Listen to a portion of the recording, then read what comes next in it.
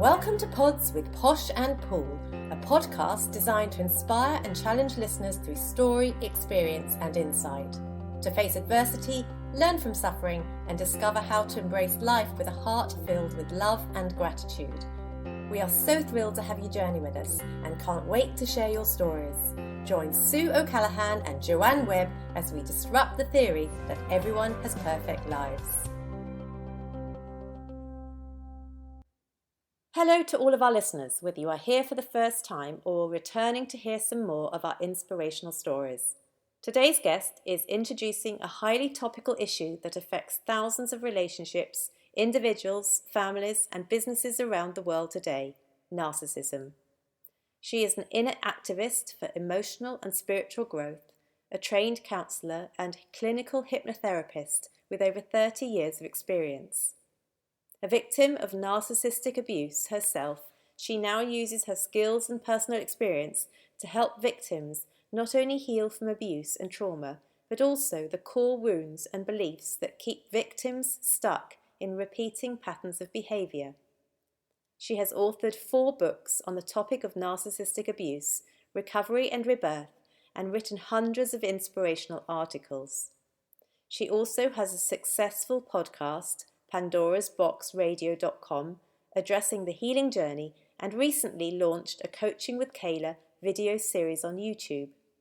She has a course in healing core wounds for those who can't afford therapy, and also several audio hypnosis programs available for download. We are delighted to introduce Kaleah LaRoche to the show and excited at all you have come to share. Kaleah, welcome. So, Kaleah, thank you so much for coming on board. We're absolutely thrilled to have you speaking today on our latest podcast, all the way from Arizona. We're in New Zealand, so welcome on board. And I'm so glad to be here. You have a wonderful story. You've got an extraordinary website and Facebook sites on narcissism. So I know there's many listeners out there today who will be wondering what narcissism is. So should we just start with explaining what it is? Well, narcissism can be used in both a positive and a negative context, but most people, when we say narcissism, we think of narcissistic personality disorder, which is an actual personality disorder that's listed in the DSM-5, which is the diagnostics manual that's used by psychologists to psychiatrists to make diagnosis. And so there's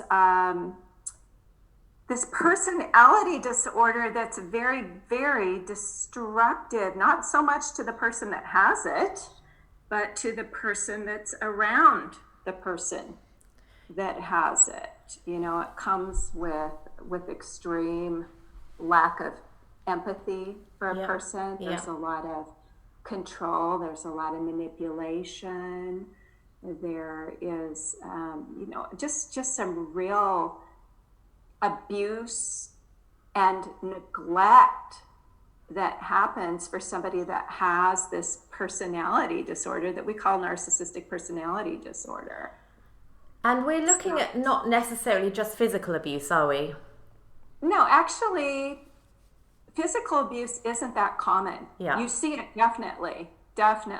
You can see it, and it can be really serious.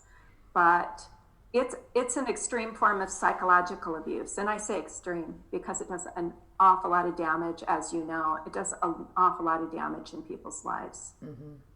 And how could somebody actually recognize that psychological abuse? Could you give us examples of what that might be like? Because, Joe and I both have been in narcissistic relationships, and certainly I speak for myself, it took me years to recognize it, and I wish I'd listened to a radio show, or I wish there had been information around at the time. I know there's a lot more on the internet at the moment, people are discussing it much more, but how would you recognize that emotional abuse, psychological abuse? Well, a lot of people don't have the worst of the symptoms, which is mostly post-traumatic stress disorder, complex post-traumatic stress disorder symptoms, and we can talk about that in a bit. But when you're actually in that relationship, there's a lot of self-doubting that happens, a lot of questioning, of yourself. A lot of there's a lack of responsibility or accountability on the part of the narcissist. You're the one that's being blamed for everything. You're expected to take 100% of the blame on the most part. There's not often any kind of apology or accountability, so you're not likely going to receive an apology for any what I'd call bad behavior. There can be, pathological lying, but you might not spot that. So that might not be something that you see, right away. You might find out about that later. You might see a lot of, wandering eyes is something I commonly see is, especially with narcissistic men. It's a little bit difficult because it's very different with men than women. But the largest percentage of narcissists are actually men. Mm-hmm. So, they have a hard time keeping focused on one woman. Mm-hmm. On the most part. They like to wander around. They like that attention, that admiration from other women. So they're always, looking for that positive feedback. They want to be validated and approved of all the time. It's kind of what we call narcissistic supply. And so they're always looking for, they want to be seen as good. And don't you think I'm sorry. And I was going to say, at the beginning of a relationship, do you find that they're very, very charming?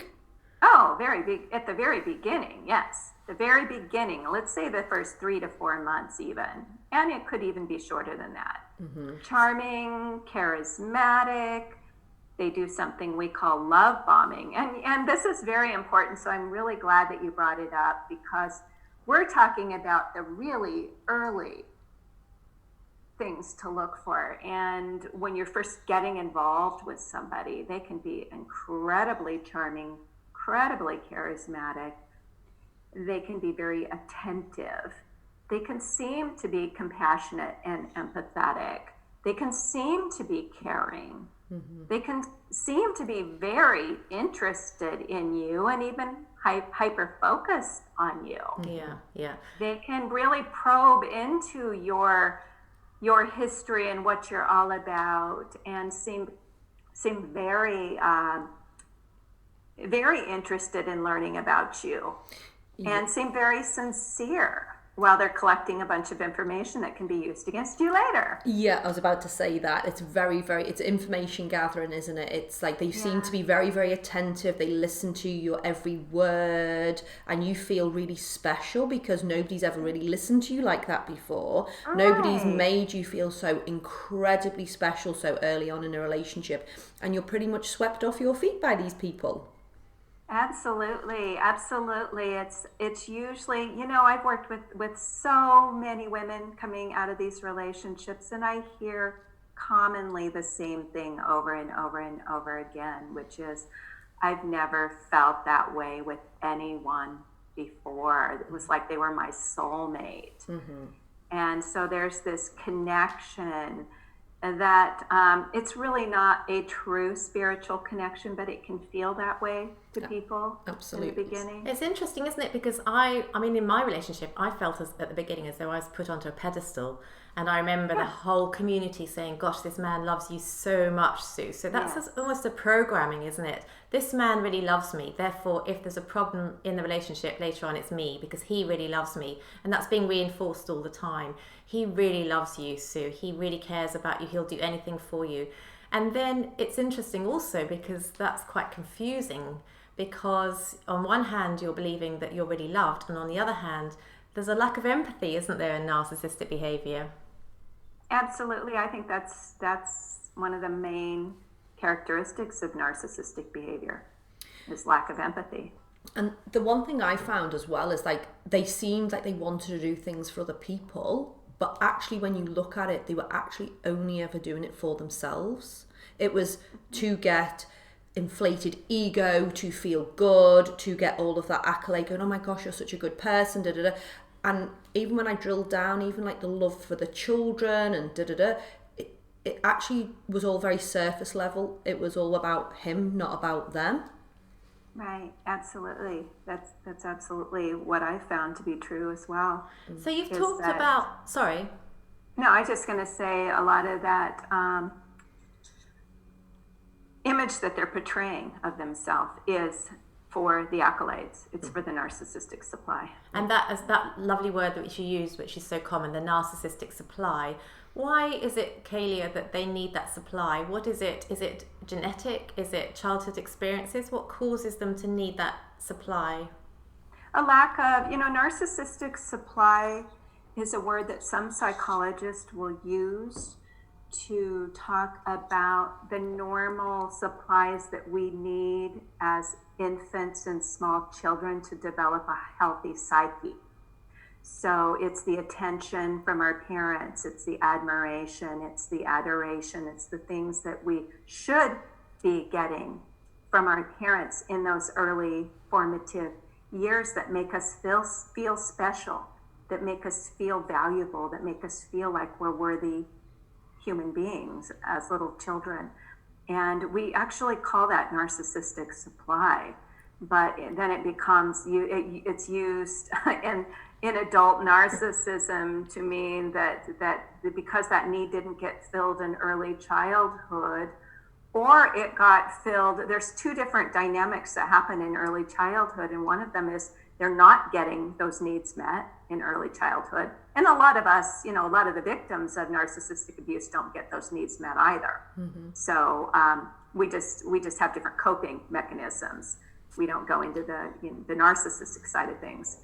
But they're constantly trying to get these early childhood needs met for attention, for admiration, for adoration, to feel important, to feel special because of a lack in early childhood. Yeah. And therefore, are they attracting a certain type of person into the relationship? That's an interesting question, because I think almost anybody can fall prey to a narcissist. There's so many different types of narcissists, and it's easy to say only codependents or empaths, people that are highly sensitive are going to get involved with narcissists. But anybody can fall for the charms of a narcissist. It's just who stays. Mm-hmm. Who stays in these relationships, and that's more likely going to be your empaths and your codependents. Oh, there you go, Sue. Yeah, I know. I'm just, it's like, pennies are dropping here. It's hilarious, but not really hilarious. But it's actually knowledge is power and all of that. So, what red flags should vulnerable people look for? And when I say vulnerable people, I should say that's everybody who can be full prey to a narcissist. What red flags should we really be looking for?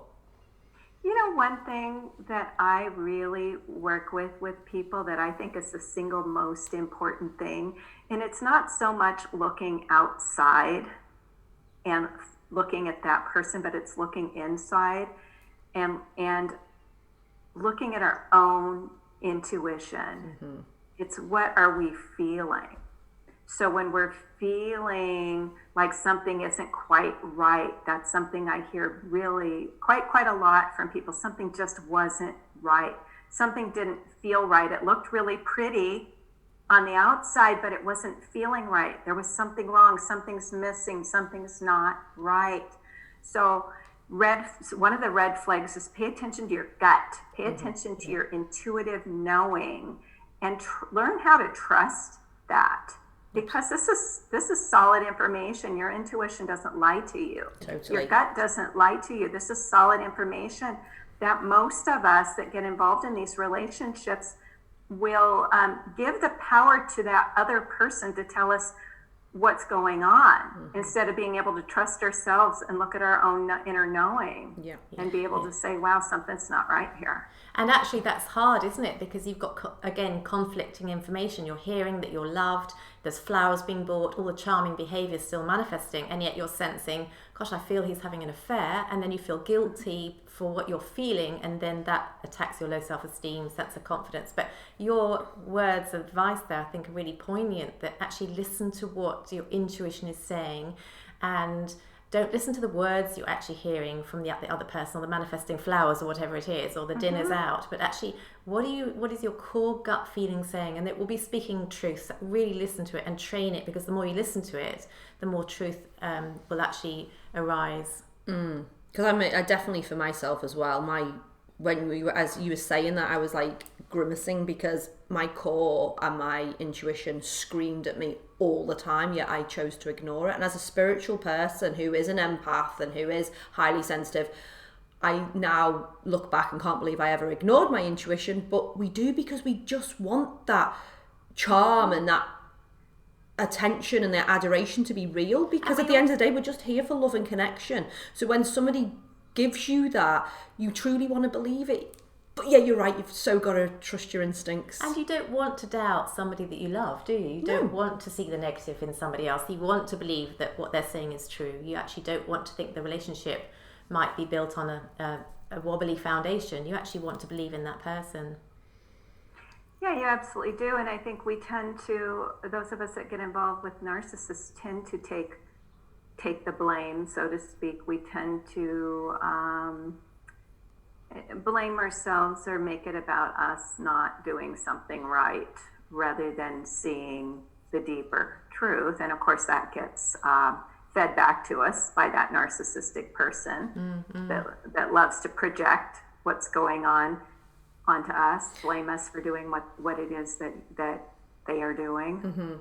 Very typical. They manipulate everything, don't they? And don't you find with them also, like, you almost get like a set of rules from them, what they expect, and then you live up to them rules, and then they change the goalposts. So you live up to them ones, and then they change them again. So actually when you're in that relationship, you actually end up just living in fear the entire time, because you're trying to please them before something bad happens, and you're in that constant fight flight all the time. Yeah, absolutely. I mean, that people pleaser, that's something that many of us grow up with. And if we have that within us, typical of codependents, even typical of empaths, that we want that person to be pleased with us. And I think that's normal. I mean, we want that starts in our early childhood. We want mommy and daddy to be pleased with us, to be proud of us. And so that gets carried into our adult relationships, where we really want that person to approve of us, to be pleased with us. So we're always jumping through the hoops that are given to us to jump through in order to try to get that positive attention, that approval. So I'm going to ask you a challenging question. So, you can recognize, it might get to the stage you recognize the destructive behavior that's going on in the relationship and leave.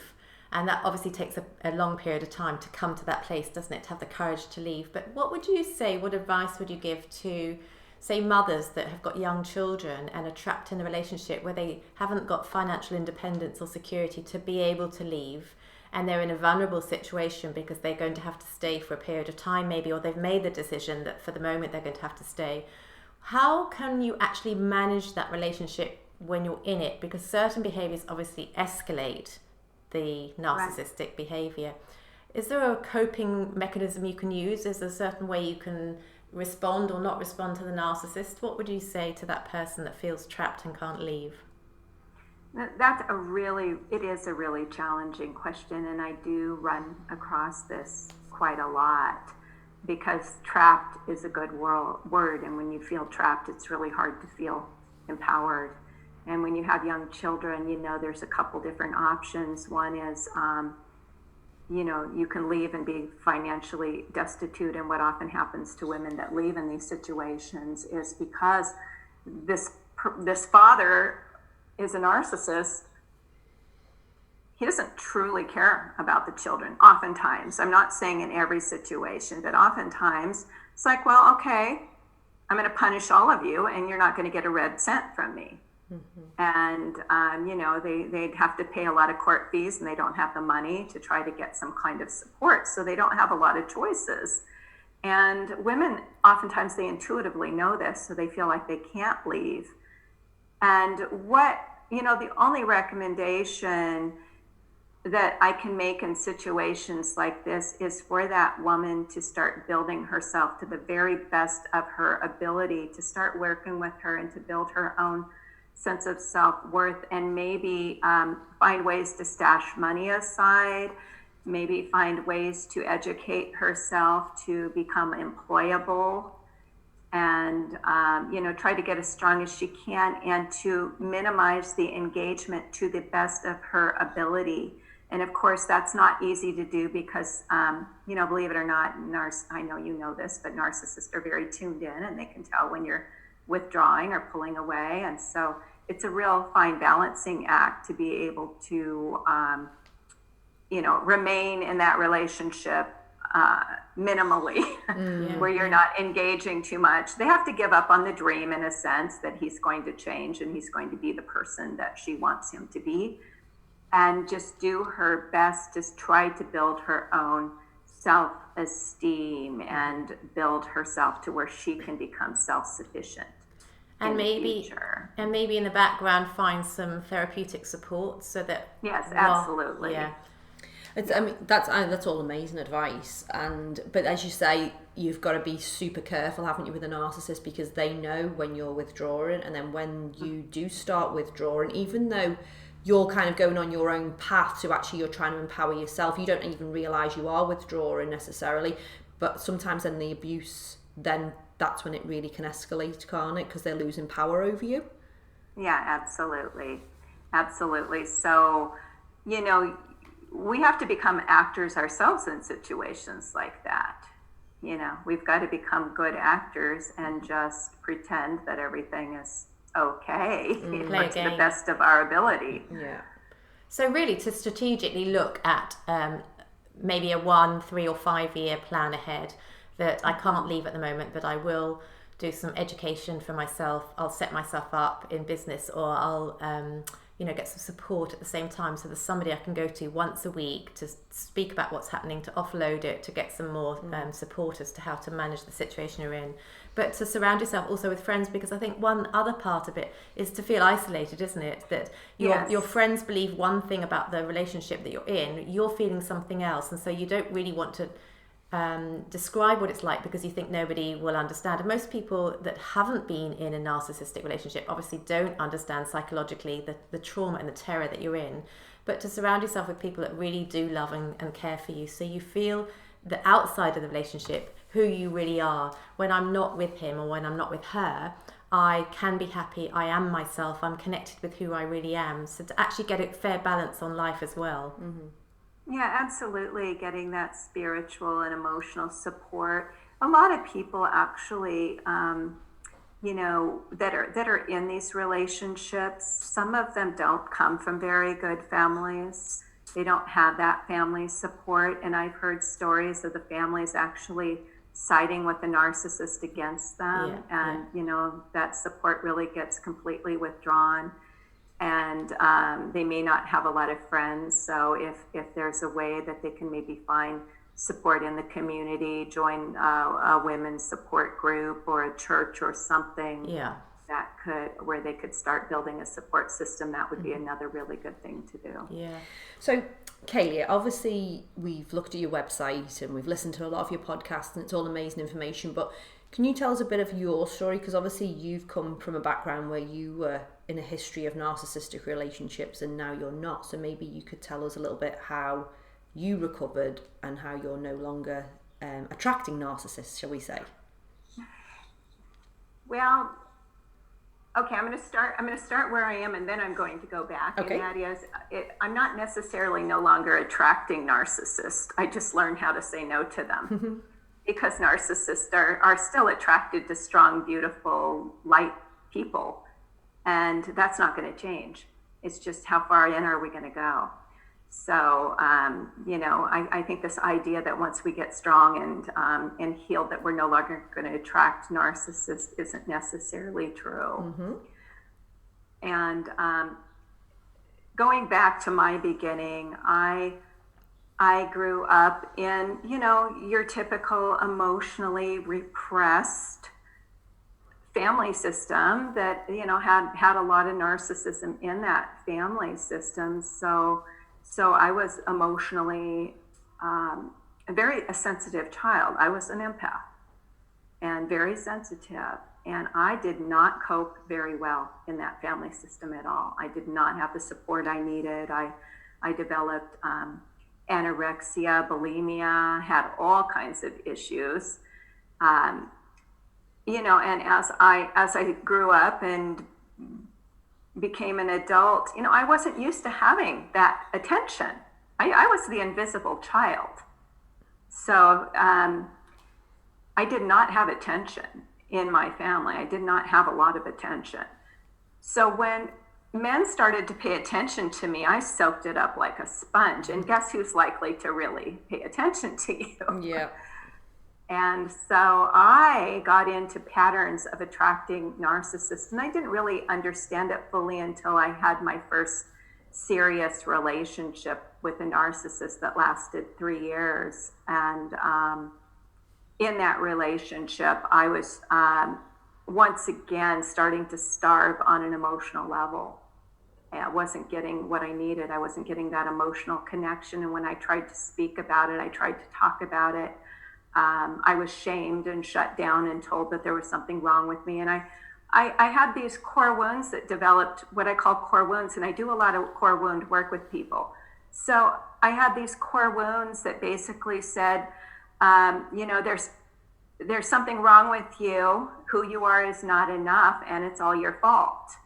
These were some of the primary core wounds that I was working with. So I get involved in these relationships, and that message I kept getting these messages fed back to me that there's something wrong with you. Who you are is not enough, and it's all your fault. So whatever's going on, you're to blame. Mm-hmm. And, it even goes to when I went into therapy for the first time at the age of 19 with anorexia and bulimia. The therapist brought my whole family in because the therapist, recognized that eating disorders are a family issue. They're not the issue with one person. It's a family issue, that the person with the eating disorder is like the leak in the hose. Yes. The person that's expressing the family dysfunction. Yeah. So they brought in the whole family. And, the first thing the therapist noticed that I was sitting on the opposite side of the room than the rest of the family. I was the isolated one. I was the one that was on the opposite. Everybody else was together. I was on the opposite side of the room. And then he went around the room and asked each one of my family members, why do you think that you're here? And they all pointed at me and said, well, because she has a problem. Wow. And that was the dynamic I was raised with, kind of that scapegoat. She has the problem. Mm-hmm. And when the therapist pulled me aside, one of the first things he said, when it was just me and him, he said, I want you to know that you aren't the one with the problem. Wow. This is a family problem. You are just the one that's expressing the problem. How empowering. Well, you would think it was. It took me a long time to learn that lesson because that message still, continued to come in my adult relationships. And, it was still hard for me to overcome that. And so I did, I got out of that first relationship. I saw a therapist who once again, did the whole battery of tests on me because I thought I had a mental illness. I just figured, okay, I had anorexia. Now I've got something else. I'm going to be diagnosed with something. And she did the whole battery of tests. And then we had our session together, and I told her what was going on and why I was there. And I was waiting for her to say, well, I think you have something or other. She was going to diagnose me with something. And she says, he's a narcissist. Wow. Just a real strong, powerful psychiatrist. He's a narcissist. And I'm like, what? He's a narcissist. Look it up on the internet. He's a narcissist. And she starts to tell me the story, the myth of narcissists and how he fell in love with this reflection in the mirror. And this was back in the year 1999. Mm-hmm. It's happened. And that's when I began my research. So I didn't just go home and look it up. I went home and I absorbed myself into the study. And this is back in the year, 99, 2000, when the internet was new and there wasn't a whole lot out there. Yeah. So it took a lot more work for me to really figure out what narcissism was. And, education was great, but I continued to have a pattern of attracting these same types of relationships. And, they didn't last that long, but I continued to have the pattern. I think my longest one was 6 years, and it wasn't as obvious. It was at the very end that I realized, wow, there was a lot of the same characteristics going on here. But what really started my path of healing, even though I was already in the field of narcissistic abuse and helping others, I was still running my pattern to a certain degree because I wasn't fully aware of my core wounds and how these core wounds were causing me to get into these relationships and stay into these relationships that were feeding back these ideas that there's something wrong with me, that it's my fault, and who I am is not okay. Yeah. So I had to really start confronting my core wounds and really understanding that, wait a minute, who I am is not only okay, it's awesome, it's amazing, it's great. I'm a good person, I'm lovable, because that self-love wasn't really there. So I had to really learn to love myself. I had to learn to respect myself on a level I never had. And had to really learn to speak to myself in truly loving and caring ways, like I would speak to a child. Mm-hmm. And that's when things really started to turn around for me, so that when I would start to go into a relationship and I'd start to get these messages again, I'd say, wait a minute, whoa, that is not true. Yes. And, I could clear out a relationship very quick by doing that, that wasn't going to honor or respect me. Those ended very quickly. It's amazing, isn't it? And this is why, like both Sue and I work with teenagers, and one of our biggest passions is to help teenagers find self-love, because if you don't have self-love, there's so many decisions you make in life, and it's not necessarily just with narcissists, but it can affect every decision you make in life, and you're coming from a place of fear where you're not feeling worthy. So that's why we're forever trying to help these teenagers, aren't we, mm-hmm. with their core wounds so early on, to empower them for the rest of their life, so then they don't take any of this shit from people like narcissists, and they can get out of a relationship when somebody doesn't treat them right, because there's that thing, isn't it? We will only let somebody abuse us as much as we're prepared to abuse ourselves. Absolutely. And I just have to say, I think it's so amazing what you are doing to really meet people at that young age where it's so formative, and the teenage years are so important. They're so important in developing self-esteem. That's really great that you're dedicating yourself to that. And also that you don't need to go on a journey to find self-love just because you're struggling or just because you're in an abusive relationship. That actually being a child is about having love from your parents. It's about receiving love from other people, and it goes back right from the infant years when you're bonding with your mother through breastfeeding. You're need-based, and you're need-based from finding love from those that will protect you and provide for you. Because if you don't, you die. It's survival, isn't it? But actually, yes. Part of the teen years, and that's why it's a struggle for so many, and it is hard. And any teenagers listening, I'll say your teen years are really hard, and you're not isolated. It's hard for everybody, because you're self-separating and going on your journey from becoming codependent from your parents into a healthy, independent adult who can then have healthy relationships. And the only way you can have those healthy relationships is to find in that middle period between childhood and adulthood, or sometimes, some adults do it very late on in life, is to find that self-love. And then when you love yourself and appreciate yourself and have a sense of value and empowerment, then you can have healthy relationships. Absolutely. That's key. And I always lead with that, understanding those core wounds and loving yourself and respecting and honoring yourself is really key. That's one of the most important parts of recovering from narcissistic abuse, is take that power back from that narcissistic person. Quit giving that person the power to tell you who you are, to define you, to tell you what you're worth, to define your worth.